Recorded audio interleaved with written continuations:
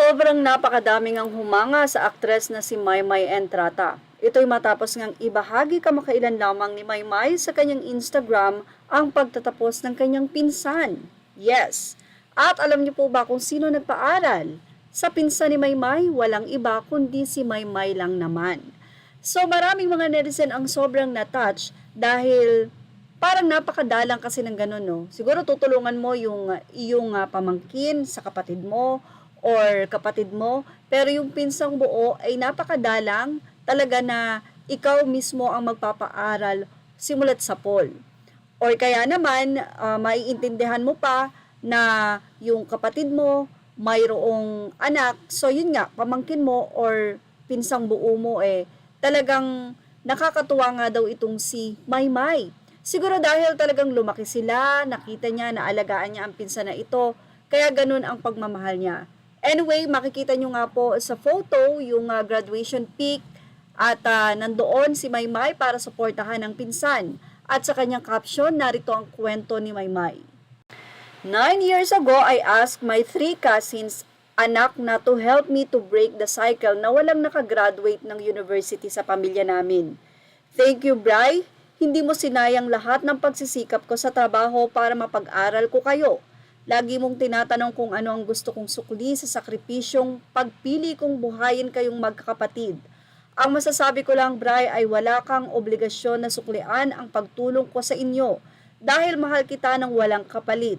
Makita ko lang na matupad nyo ang mga pangarap nyo at kaya nyo nang tumayo sa mga sarili nyong mga paa ay sobra pa sa kayamanan na meron dito sa mundo, Bri. Salamat dahil tinupad mo ang pangarap mo dahil ang pangarap mo ay pangarap ko din. Isa ito sa napakalaking biyaya at achievement sa buhay ko. May God will continue to give you strength, courage, and wisdom. Sa panibagong chapter ng buhay mo, all glory to God, kaayo Bri, mahal na mahal kita. Isa sa humanga kay Maymay ang kaibigan na si Lovely Abella. Ang sabi niya, praise God, bunso. Instrumento ka ni Lord na katulad nilang pangarap o nangangarap.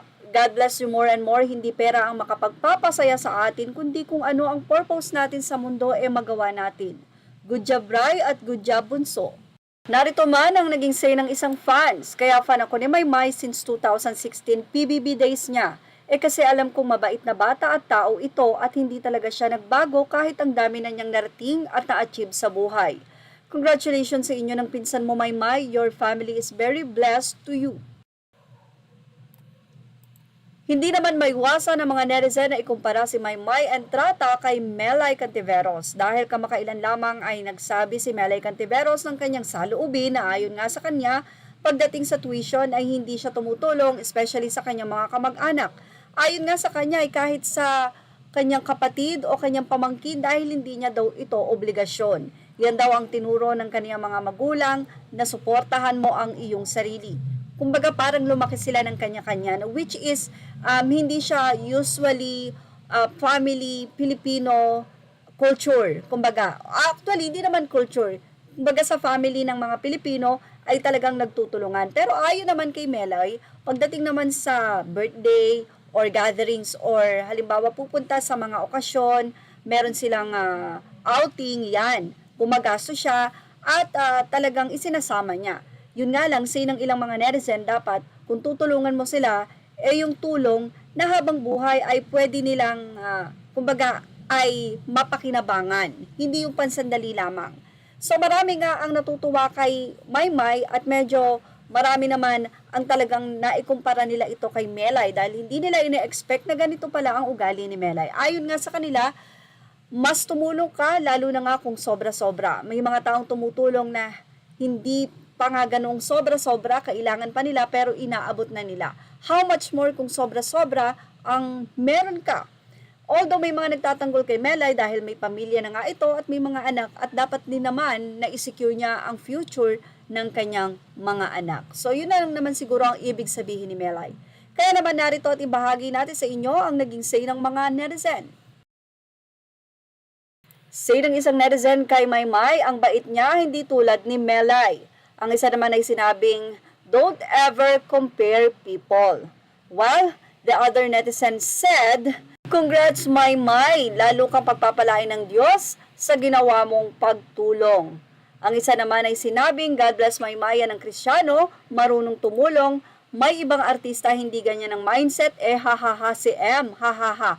Magkaiba kayo ng puso at isip kaya mas mapalad ka, nakikita ng Diyos ang kabutihan mo. Si naman isang netizen, proud of you Maymay, tinulungan mo mga kamag-anak mo. Meron akong kilalang letter M na nagbitaw ng salita ng bakit daw tutulungan, hindi naman daw niya obligasyon. Di wow! At ang isa naman ay sinabing Delia Nueva Portosa, hindi naman niya talaga obligasyon na pag-aralin ng kamag-anak niya. May pamilya na din kasi si Melay pero saludo ako kay Maymay dahil sa kabutihan niya. Nagbiro pa ang kami na sino daw yan. At syempre ang mga komentong pong ito ay kinikredit natin sa kami.com.ph. Samantala, ayon nga sa mga netizen, tila sampal nga daw ito kay Melay. Ano daw kaya ang mararamdaman ni Melay kapag ka ito ay nakita niya sa social media na itong si Maymay Entrata ay sobrang marami ang natutuwa dahil sa kabutihan ng kanyang puso. Hindi naman siguro ibig sabihin ay hindi mabuti ang puso ni Melay. Talaga lang siguro ay gusto nga ni Melay na ang kanyang mga anak muna ang unahin. Well, sabi nga, charity begins at home. Pero sana nga mag-open itong si Melay na kahit papano baka naman may nahihirapan sa kanyang pamilya at kaya niyang tumulong na kahit papano'y makapagtapos ng pag-aaral ang isa sa mga kamag-anak niya o pinsan upang yun naman ang tumulong sa pamilya nila. So, ibig sabihin nito kay Maymay nga, sabi niya wala siyang hinihingi na anumang kapalit. Ang makita niyang kaya nang tumayo sa sariling paa ng kanyang mga pinsan ay masaya na siya doon. So, yan nga ang say ng mga netizen. Turuan mo sila na mangisda, huwag mo silang bigyan ng isda. Well, ano po masasabi nyo about dito? Ilagay na po ang inyong opinion dito sa ating comment section dahil yan po ay mahalagang mahalaga sa atin or sa amin. And images are all credit to the rightful owners. Please like, share, and subscribe. Thank you for watching. Show this now.